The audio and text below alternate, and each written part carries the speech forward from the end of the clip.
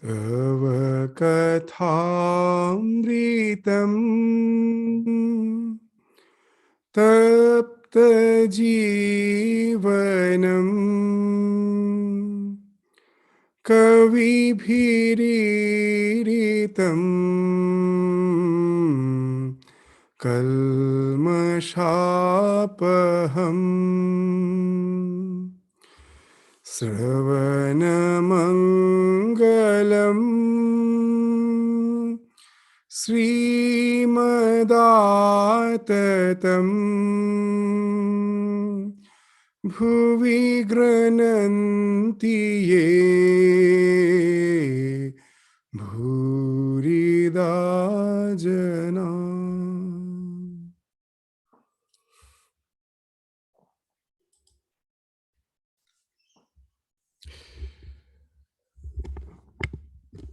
So we are continuing with the section where we find Sri Ramakrishna is visiting Vidyasagar, and the conversation between Vidyasagar and Ramakrishna is going on. It's almost like a deliberation that's going on as far we see Ramakrishna's conversation. It's a quite long conversation. He is speaking like one is an inspired. So we saw that in the last class, he was indicating the state of a Vijnani. It's after realization, when you come back, when one comes back from realization, he's a totally transformed person. He may still continue to exist in this phenomenal world, but his attitude, his way of interaction with the world, we find there's a total transformation in that. As he was indicating that one cannot stay in that realization for long, he comes down from that. There are some who merges in samadhi, who just like a dried leaf fall off and give up their body in samadhi.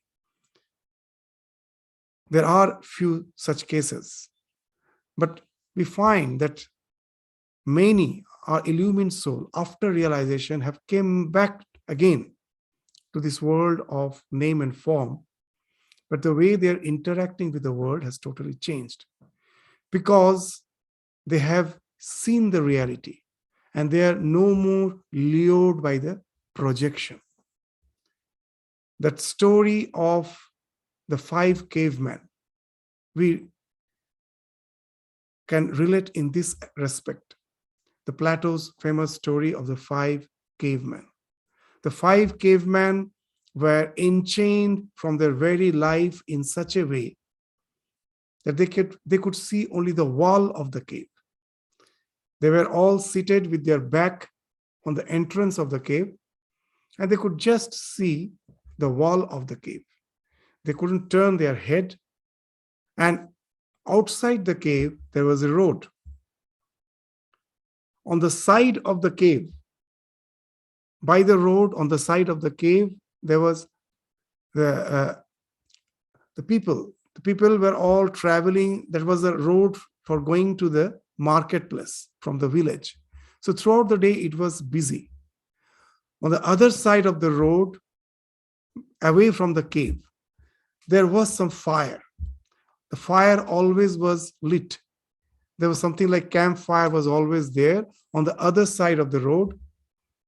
So naturally, when anyone is to pass through that road, because of that fire, the shadow will fall on the cave of the wall. The fire is there, the road is there, and the other side of the road, the cave is there. And on the entrance of the cave, these five cavemen are sitting with their back on the entrance, and they're looking at the wall. And they have been chained in such a way they can look only at the wall. So what they see throughout the day is only the shadows, and they hear the noise. A lot of noise of the carts, the horse carriage, the people walking down the road, all those they could hear, and the shadows they could see. As from the very beginning of their birth, from the very inception of their birth, they were enchained in that way. To them, that was the reality. That's what they were seeing throughout their life. Now, one of the cavemen was released. The chain was opened and he came out of the cave. And he was amazed. He ran and saw this wide world with light, with scenery, the sun, the moon, the stars, the huge vegetation, the mountains, the rivers. He was ecstatic in joy. He ran for quite a long time, just viewing the panorama of the entire existence. And then suddenly the thought came, let me go back and relate to the four cavemen that what they are seeing is just the shadow. That's not real. Let me go and relate it to them. So when he came back and related to the other four cavemen who were still enchanted, that see what you're seeing is just the shadow. There's a huge world, wide expanse, scenic with all the planets, stars, the moon, the vegetation, the mountains, the rivers. These four cavemen thought he has gone mad because they couldn't relate to his experience. But now we will understand that after the realization, even if you come back, that why we say you are transformed, you can no more think the shadows to be the reality. The reality is something which is projected as the shadow. And as we are from our childhood, from our very birth, are habituated in seeing that shadow, the projection, we take it to be real. The realized soul, after realizing that, when they come back, they are totally transformed person. They now know the truth. And that was indicated by Ramakrishna as we read in the last paragraph in the previous class. Let us just read that before we proceed with our discussion. A man cannot live on the roof a long time. He comes down again. Those who realize Brahman in Samadhi come down also and find that it is Brahman that has become the universe and its living beings. In the musical scale, there are the notes Sa, Re, Ga, Ma, Pa, Dha, and Ni. But one cannot keep one's voice on the Ni a long time. The ego does not vanish altogether. The man coming down from Samadhi perceives that it is Brahman that has become the ego, the universe, and all living beings. This is known as Vijnana.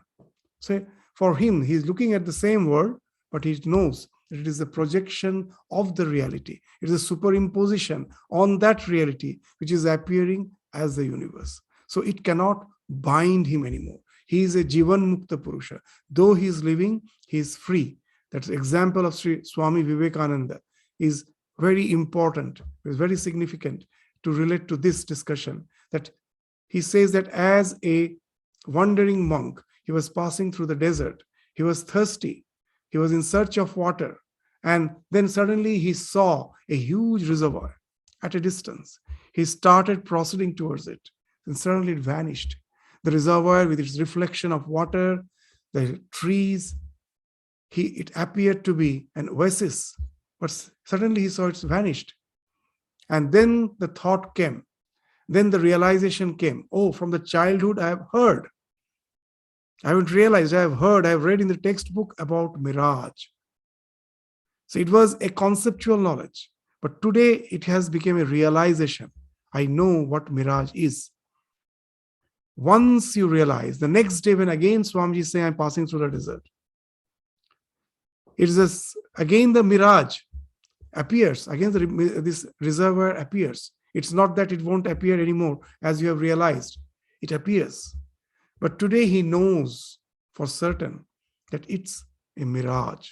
It's just something which has been superimposed on the desert. And what's the result? It cannot drag him. The previous day, taking it to be real, he was dragged towards it. Today it cannot drag. The attachment has fallen off. So now the reaction has changed. The stimuli response has changed. The same thing to which he was responding through attachment. For that, a spontaneous detachment has come, because he knows what he's seeing is in no way going to affect the reality. What's the reality? The desert is the reality on which this reservoir is being superimposed. That huge reservoir which we see as the mirage, does it has the capacity to even drench a single sand particle? No. Such a huge reservoir we are seeing, that reservoir doesn't have the power to drench even a single sand particle.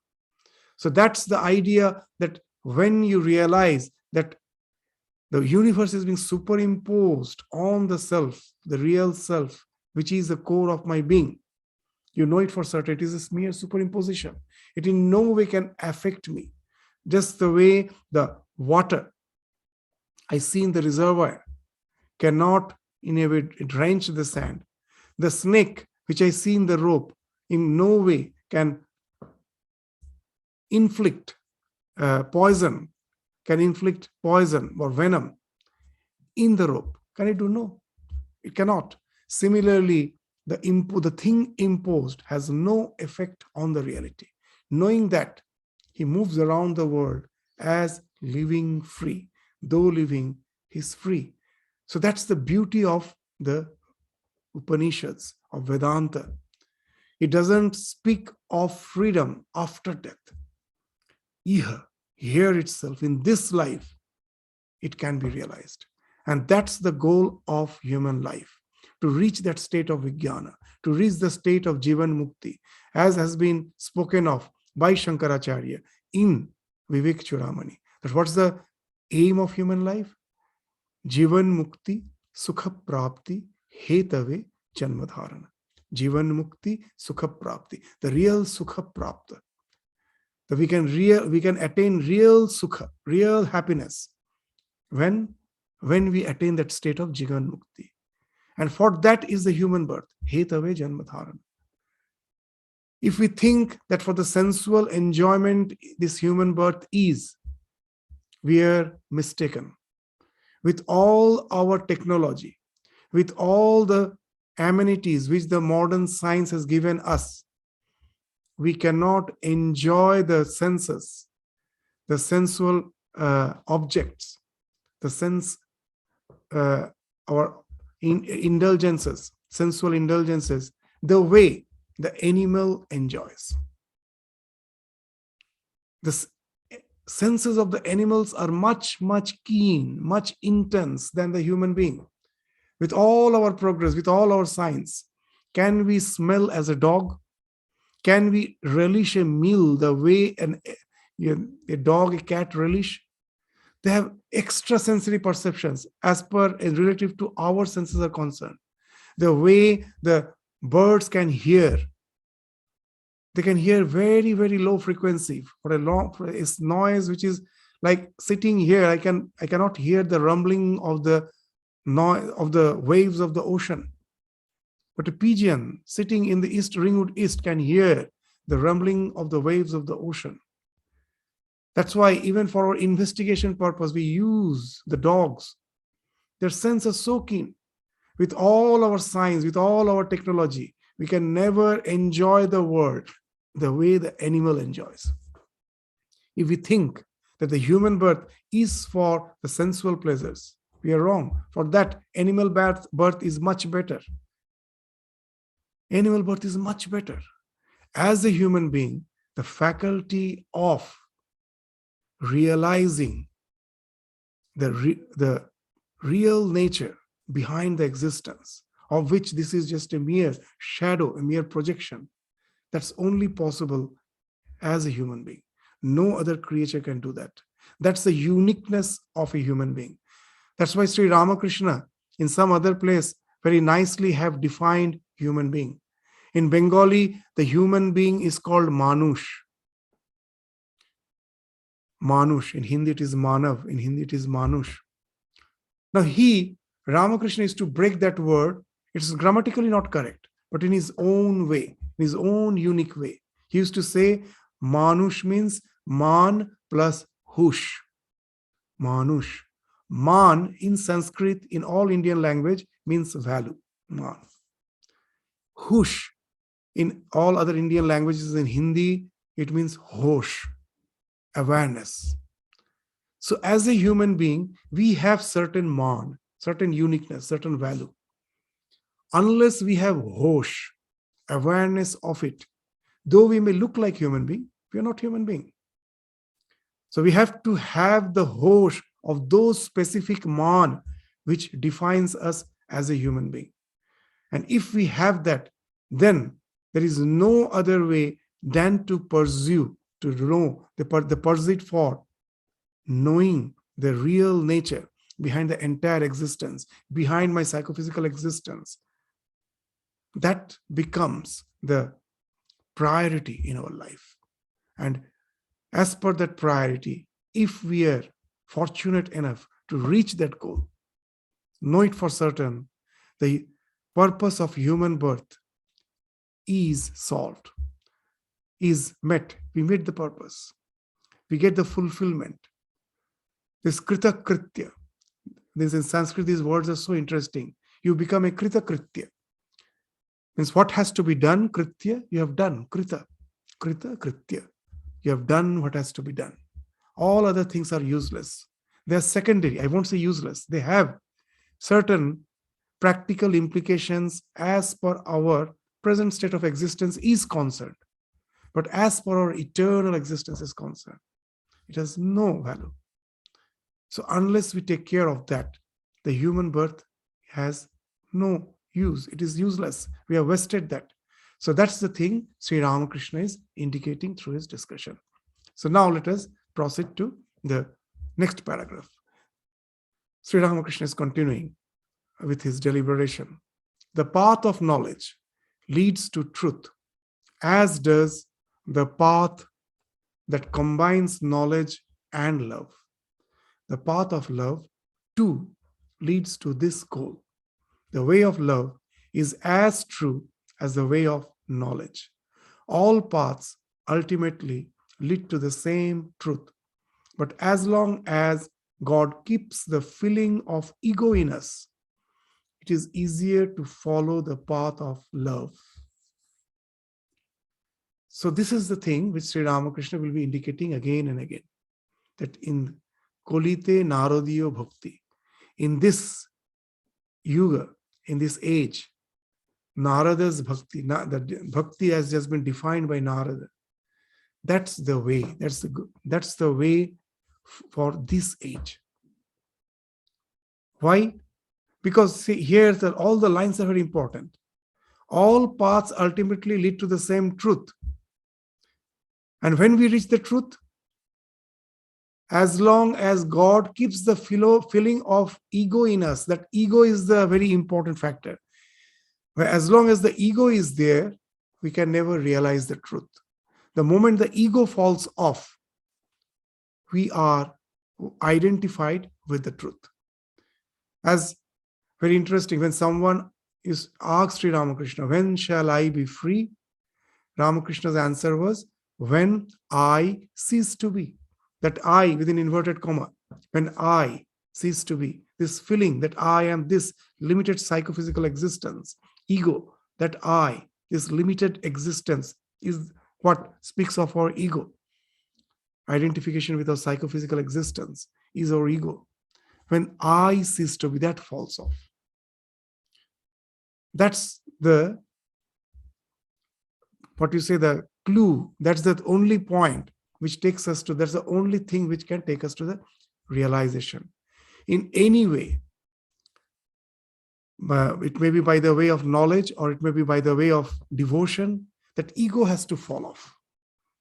Now, how the ego falls off, as we have discussed so many times, once that non-dual consciousness, the non-local consciousness, which alone is the reality, gets identified with the psychophysical existence. Maybe it's a microbe, maybe it's a human body. What happens? The non-local becomes local.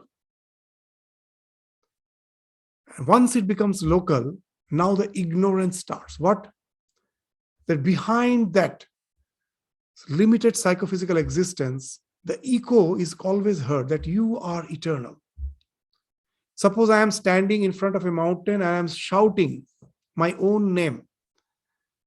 Because of echo, what will be the realization? As if someone is calling me from the mountains.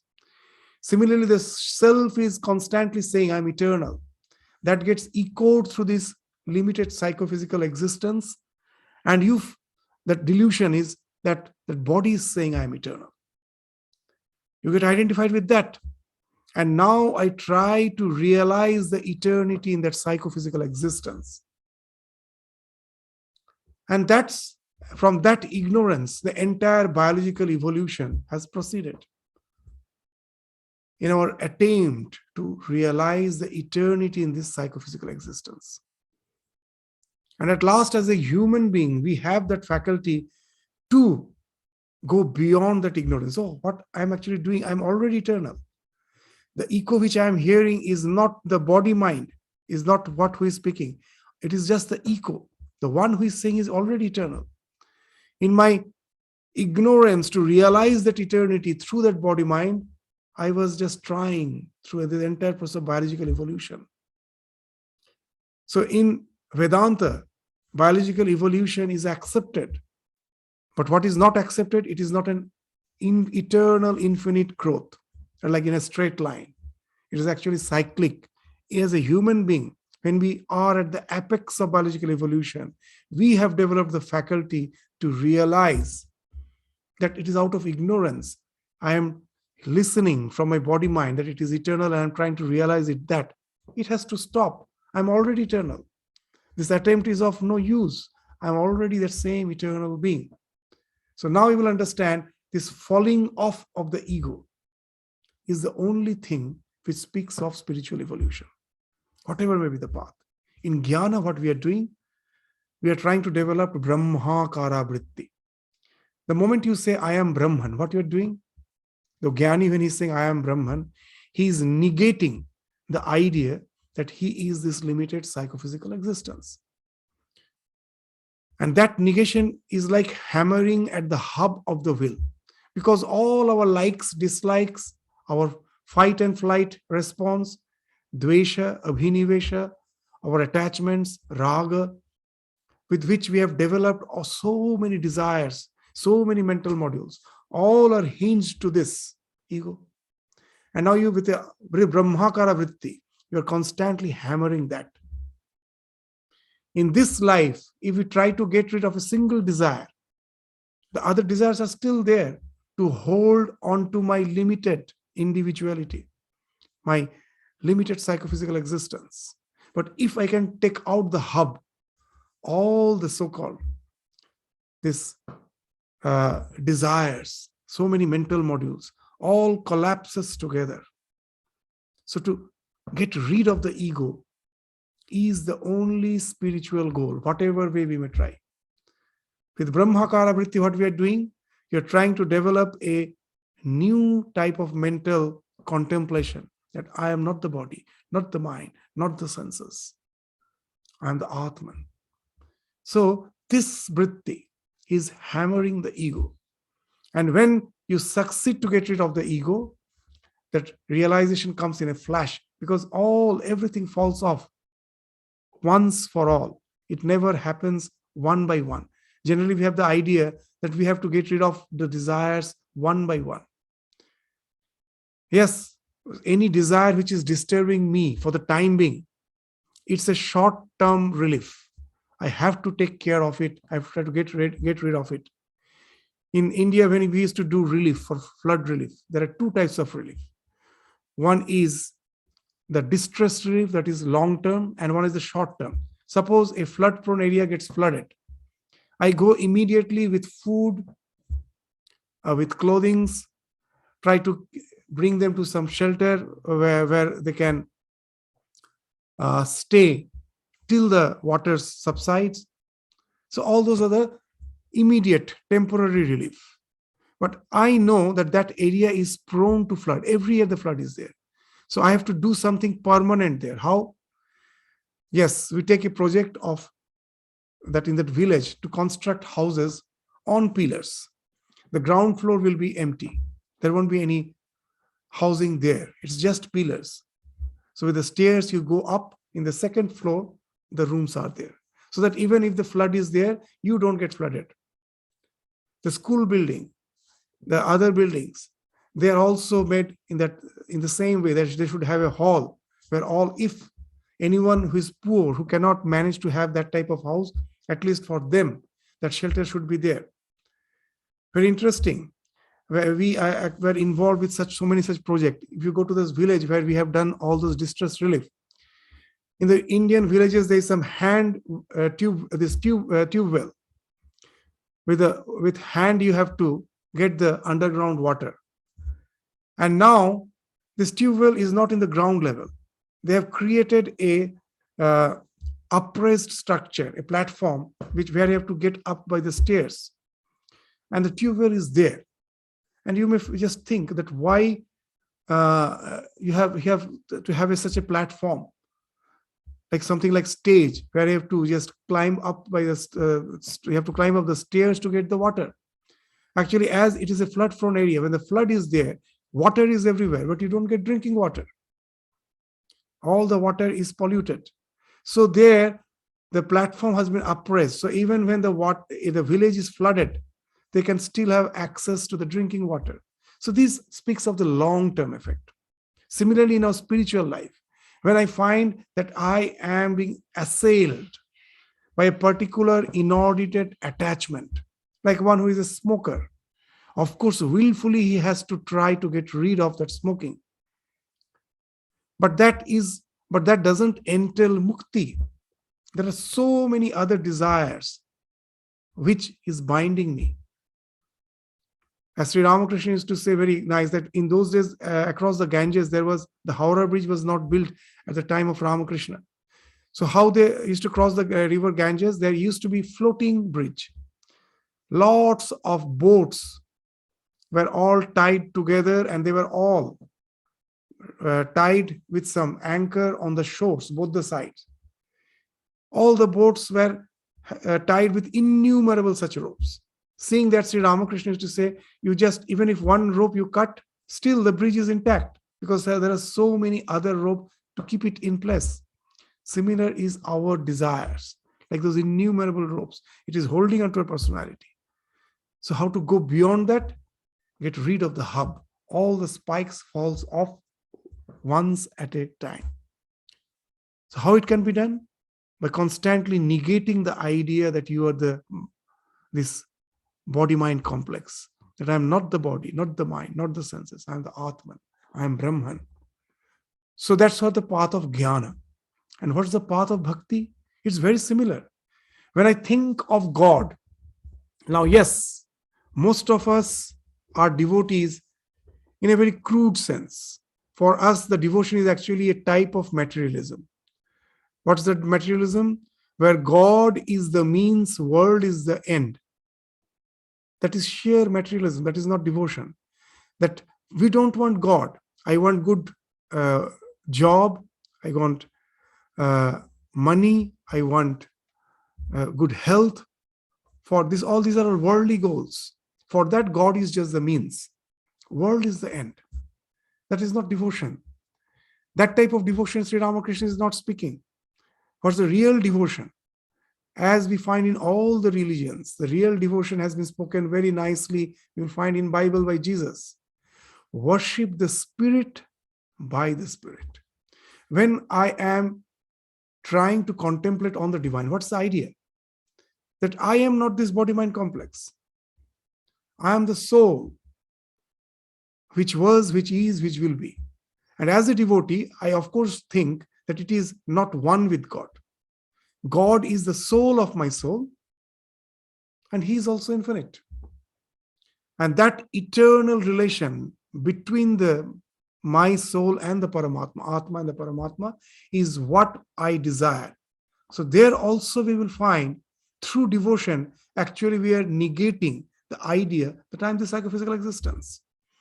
The one who prays for worldly goals, for them, he's saturating, condensing the ego, because he's taking the ego to be real.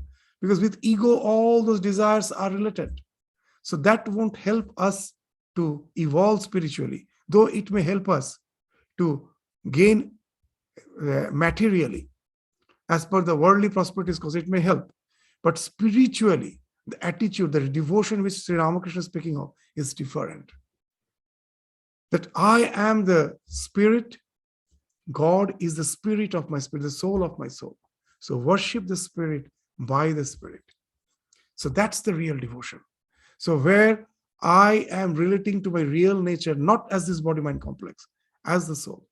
So is there any difference between the so-called knowledge and bhakti? Though you may say, yes, I am not identifying with myself with the ultimate reality, but does it make really any difference as per the obliteration of the ego is concerned? No difference. In both, the result is you're hammering the ego. In whatever way you do it, that will lead to the ultimate realization. So that's why now you just relate to the words of Ramakrishna. How nicely, plainly he's saying, the path of knowledge leads to truth, as does the path that combines knowledge and love. This is important, knowledge and love.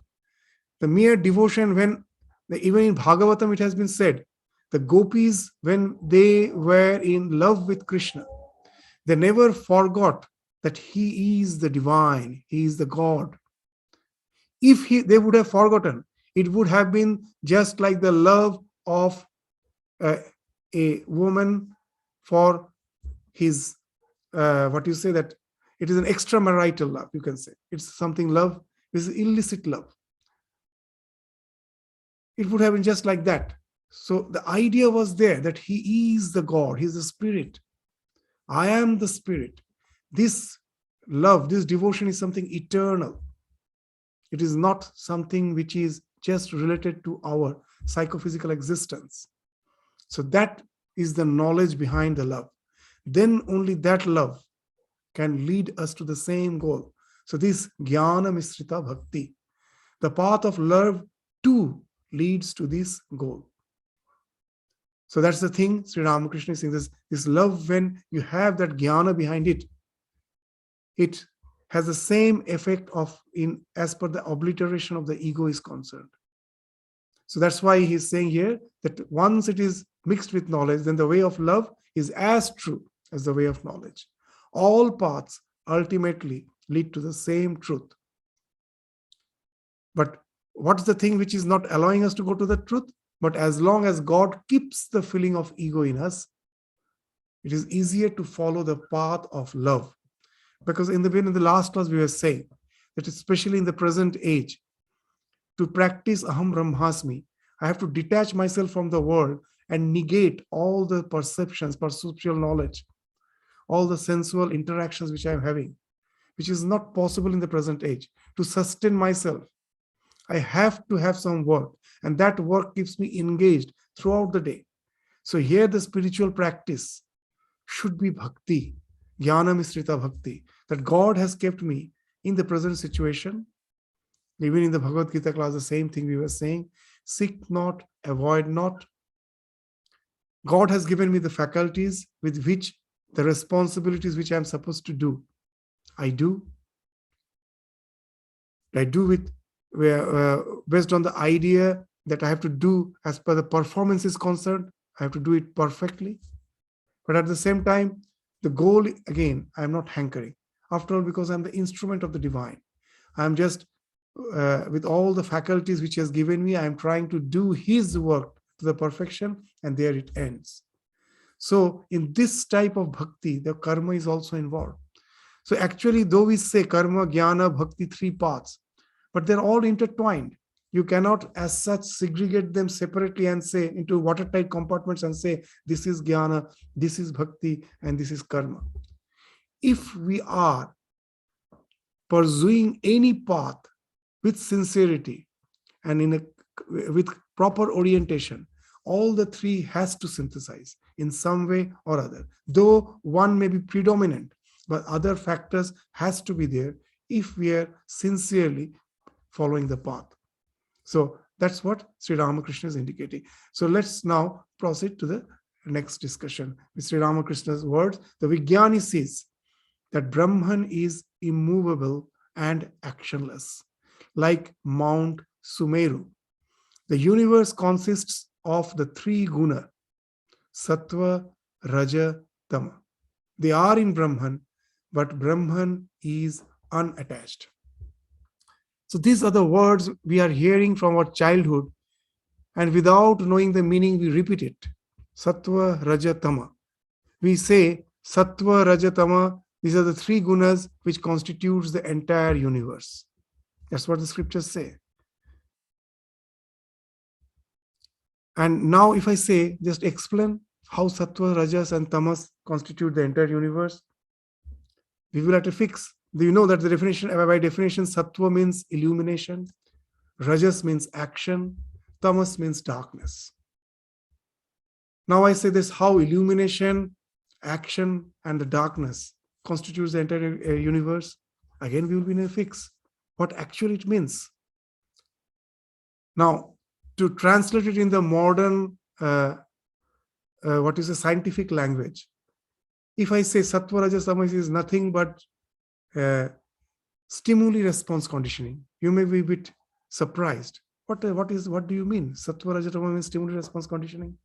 It's nothing but stimuli response conditioning. And the entire universe, our universe, is nothing but the stimuli response conditioning. Does a piece of stone, inert stone, sees the universe? No. Does it react to the perceptions? No. It is inert. We react. This stimuli response conditioning is sattva, rajas, tama. Now let us try to understand how that sattva, illumination, rajas, action, and tamas, darkness, actually speaking of the stimuli response conditioning.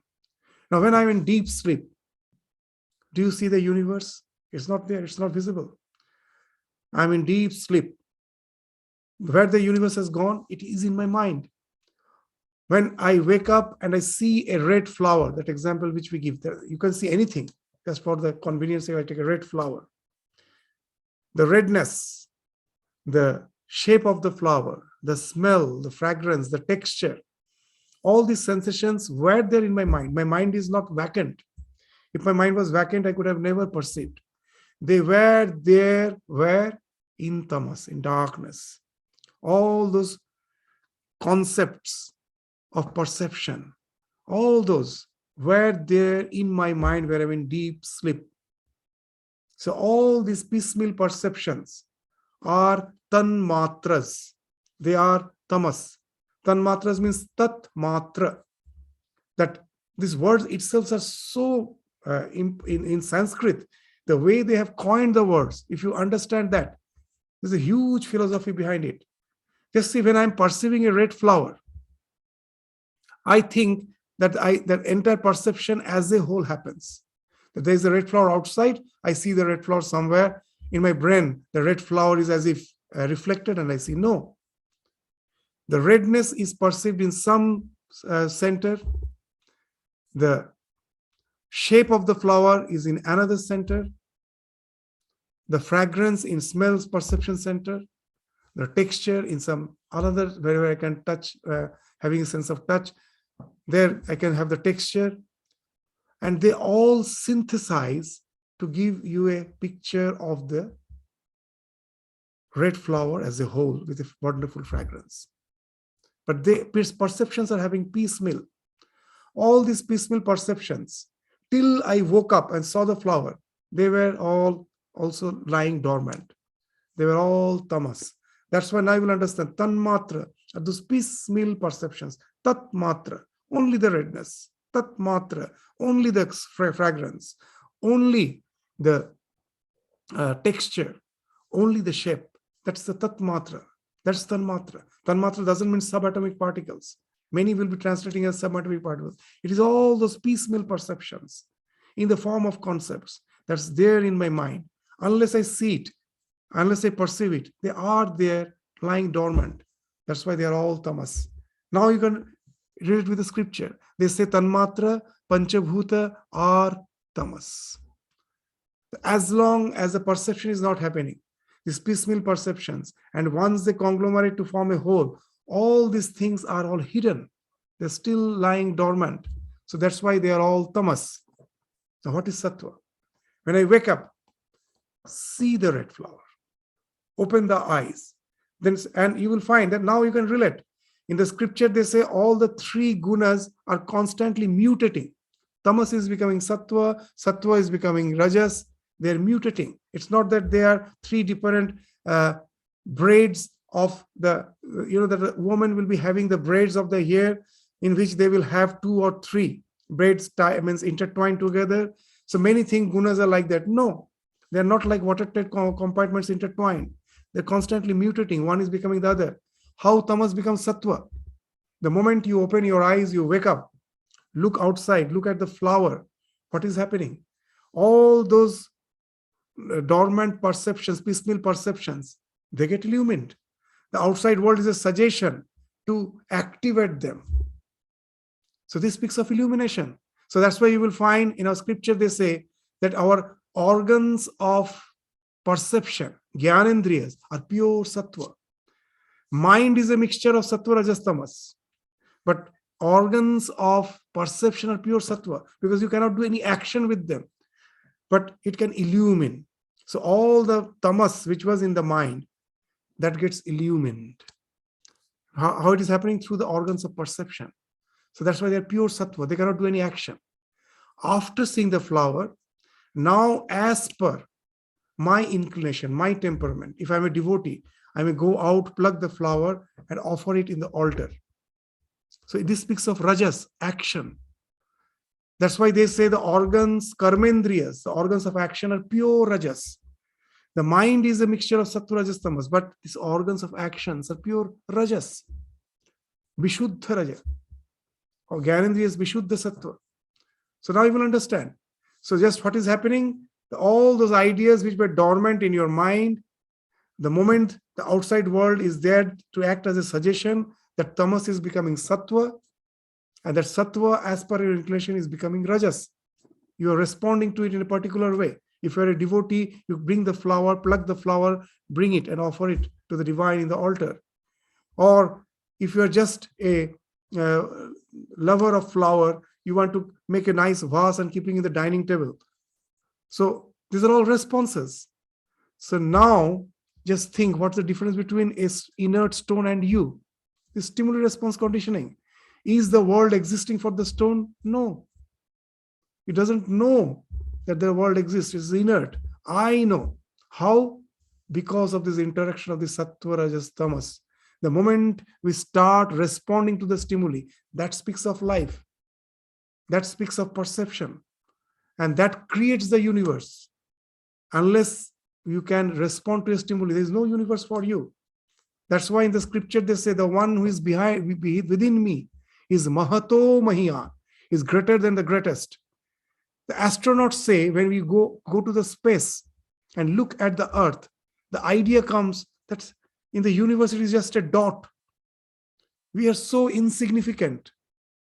But another way of thinking is there. Yes, we are so insignificant. But think that we who are crawling like an ant or like a small insect on the surface of this earth, in space, we are so insignificant. But that within that insignificant thing, there is something which looks at the sun and say, oh, it is such a huge celestial body. The galaxies, the stars, the planets, the moons. Very interesting. Does the sun know it is big? Sun needs this me, the small ant-like creature moving on the earth's surface. Sun needs my certificate. It needs my certificate to prove that it is great. It itself doesn't know. The moment I certify, it becomes great. So that's the wonderful thing. That's why it is being the one who is within me is Mahato Mahiyan, greater than the greatest. In space, we may be infinitely small. But when we are pursuing the universe, that the thing who is there, he is giving the greatness to all the things. The one who is there. So just see, and how it's happening, all because of the stimuli response conditioning, nothing else. Now you will understand how the interplay of the sattva, rajas, tamas is creating this universe. In Sanskrit, the words are very interesting. They say the universe is prapancha. Prapancha. The word prapancha, again, nowadays they say that if you want to learn the philosophy of a particular race, learn his language. In language lies the philosophy. Let's just see, the words are so important. Prapancha, how the word came? That our rishis knew that these five senses intermingle to create this universe. Nothing is there. Even when you are looking through the telescope, it is extending your senses. It is not taking you beyond the senses. It is just the extension. It is, after all, the intermingling of these five senses. The eyes, the ears, the nose, the taste, and the touch. Nothing else is there for us beyond this. It is the mixing, the hodgepodge, the potpourri, the mixing of this. Five senses is the universe. That's why pra-pancha, prakrishta rupena pancha, these five gets intermingled. It becomes the khichdi to make this universe. Just see how beautiful those words are. And these five senses again speaks of what? This five again boils down to three. That is sattva, rajas, tamas. When any type of perception is happening, it is sattva. And it is leading to any action, that is rajas. Till that perception has happened, that ideas behind the perception was there, hidden in my mind. So now, Brahman, the Vijnani, sees in that infinite small creature who feels that he is something small in space as far as body-mind complex is concerned. But the one who is peeping through the body-mind complex, he is immovable, actionless. The Vijnani sees that. Vijnani sees that Brahman is immovable and actionless, like Mount Sumeru. Nothing can affect it. Mount Sumeru, why? That Mount Sumeru is considered as a pole, means the world is revolving. So when anything is revolving, you need something which as the, the reference around which everything is revolving, the pole you require. So in our scriptures, they say that Mount Sumeru is the pole, which is not moving. Everything is moving around it. So that's why the Mount Sumeru, it is immovable. Nothing can affect, as the examples we were giving, that the huge reservoir which you see as a mirage cannot drench a single sand particle. So that way the sand particle is Sumeru, immovable. It cannot be drenched. So the real self who is enjoying this vision because of this interaction of the sattva, rajas, tamas, is the one who is enjoying the world of this virtual reality. He's wearing the glasses to enjoy this world of virtual reality. So the universe consists of the three gunas.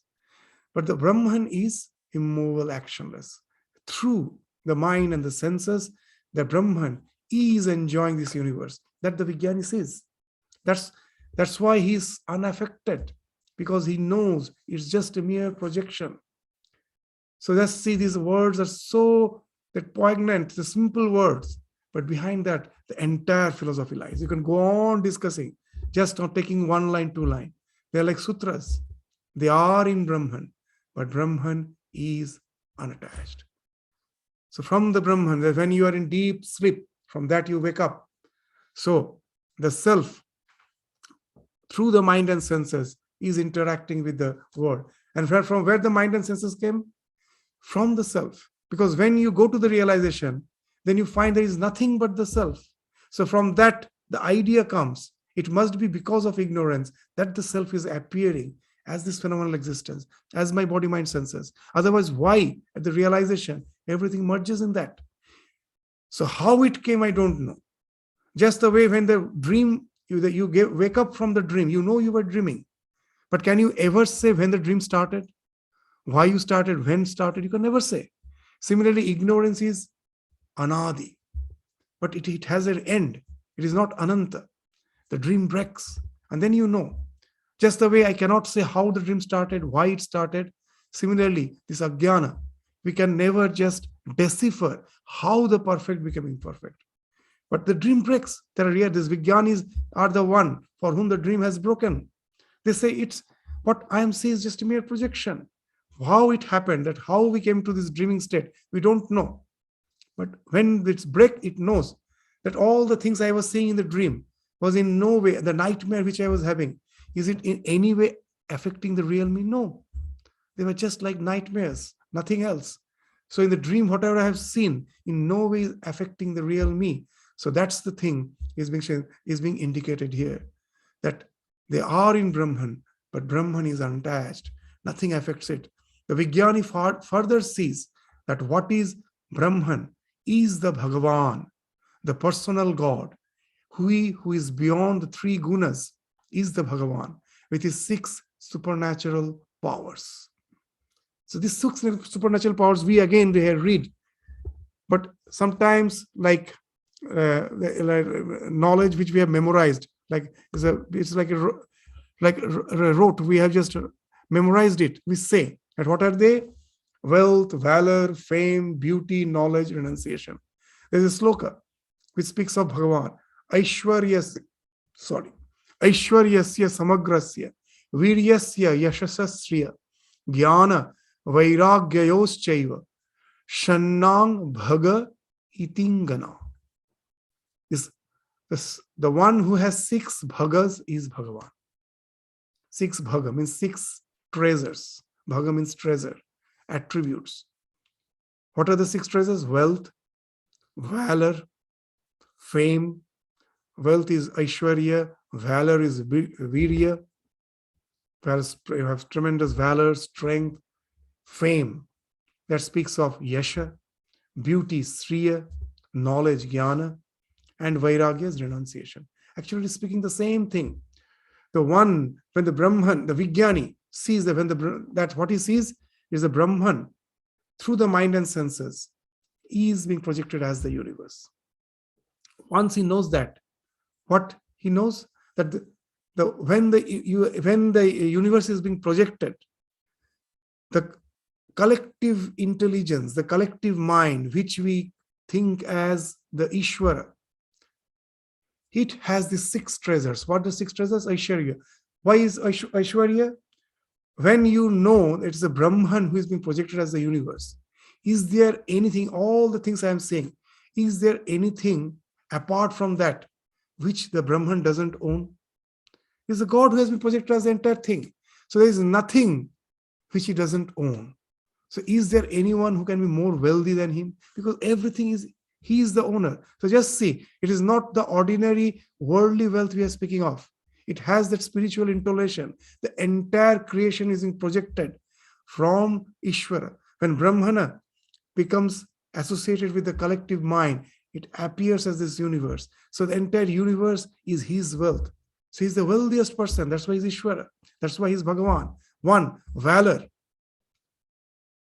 The valor means, you can say, that the power. You need strength, valor, virya. From where it comes? Again, the same Brahman who is inactive and finds expression as the phenomenal world. He finds expression as energy, just like an iron bar, a magnet, piece of magnet. When it is an iron bar, what has happened? It has the potentiality to become a magnet. Why it is not a magnet? Because iron bar has innumerable magnetic dipoles, which are all scattered. That's the basic science we have studied.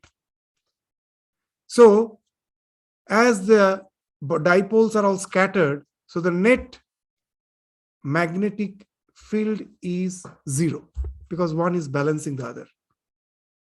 It's very interesting. As the rishis contemplated on Brahman, that's why they could conceptualize a digit called 0. No one else could have conceptualized. It is from India the concept of 0 came. Why it came? Because we contemplated on Brahman. You say how it is related? 0 doesn't mean nothingness. 0 means balance. When one thing negates the same thing, it becomes 0. 4 minus 4, 0. Same quantity negating the same quantity is 0. One thing is balancing the other. So what happened? The same Brahman who appears to be inert, when he finds expression as a phenomenal existence, it is all the strength, the energy, the power finds expression from that state of inert, just like the way that iron bar. If somehow I can align all the magnetic dipoles in such a way that all the north poles are in one direction and the south poles are in another direction, what will happen? immediately the thing which was appearing to be of having no as such magnetism, immediately I find the magnetic forces are working. If I put some iron filings, they will be drawn towards it. So where was it? It was hidden potential in the iron. So all the energy which I see in the universe is in potential in Brahman. This Brahman finds expression as valor, as a rim. The Vachaka rim is expressed, is there to signify energy. Om is the ultimate Brahman. He finds expression as rim, the energy. And that energy again, when finds expression in the universe, it's not everywhere it's the same. I find someone is more intelligent, someone has more strength, someone has a tremendous capacity of this performing arts. So in various way, this strength is manifesting in varied ways. And that also intensity, there is somewhere it is of greater intensity, somewhere it is lower intensity. Just think that the same sun, in your house you have two curtains. One curtain is just with translucent, means to get the light in, but nothing should be visible from outside. So something like net, one curtain is there. When that curtain is there, sunlight is still visible. So the same sun is more manifested, but over that, if I just pull a thick curtain, nothing is visible. So the sun is still there, but because of ignorance, because of the covering, somewhere it is more manifested, somewhere it is less manifested. So that's why the Vibhuti speaks of that he, the one, the Ishvara, the collective intelligence, he is the one who as such doesn't have ignorance. He knows that it is the Brahman through the cosmic mind is finding expression as the universe. So there is no covering at all. So the entire Vibhuti is finding expression through him. So in our day-to-day life, to whom the fame, who is having more fame? The one who has Vibhuti, the one who can sing well, one who is intelligent, the one who has skills. These are the Vibhutis. In Bhagavad Gita, the Vibhuti Yoga speaks of that, the best among men in various fields. So it speaks of the more and more manifestation, but that maximum manifestation is possible in Ishvara, where the ignorance is not there at all. So his is the fame, his is the beauty. Beauty lies in rhythm. Wherever there is rhythm, in chaos there is no beauty. Now you will find that the example which we gave, when the iron became a magnet, I found some force is acting. It is pulling the iron filings. But you will find if you just throw the iron filings, they will take a particular pattern. This speaks of the strength is following certain laws. The entire universe is rhythmic. As in the words of Einstein, that the most incomprehensible fact of the universe is that it is comprehensible. It's a very poignant statement, very significant, that I, as a human being sitting here, can launch a satellite which can do soft landing on the Mars. How is it possible? I know the gravitation laws which works here, the same gravitation laws work there. It is that uniform. That's why the huge universe was supposed to be incomprehensible. But as a human being, we can comprehend the stars, the planets, the galaxy, what type of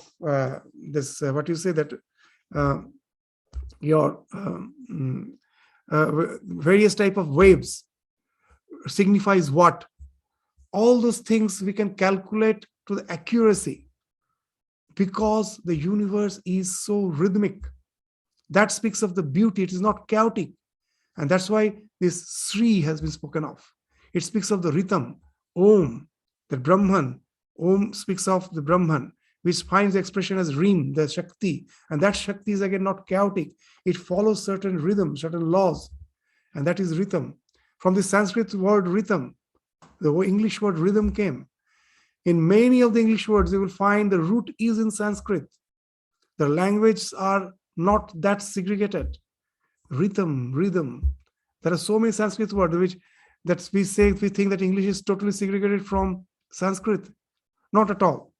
Pita, father; mata, mother; bhrata, brother; swasa, sister; atithi, guest. You may say, no, these two are not same, but etymologically both are same. Atithi and guest. Atithi means what? The one whose coming has no tithi. In the olden days, you are supposed to accept the guest anytime.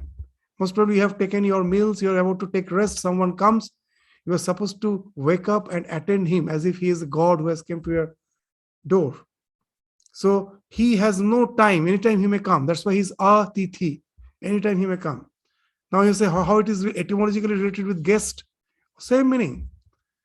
Suppose someone comes and knocks your door, you open, and most probably you haven't seen him for years. He's not a stranger. Previously you knew him, but now for many years you have not seen him. That the one who knocked the door, he immediately guesses that you couldn't recognize him properly. So he asks you, guess who? And you give an intent look and then say, guest. So you can understand who is guest. He's also atithi.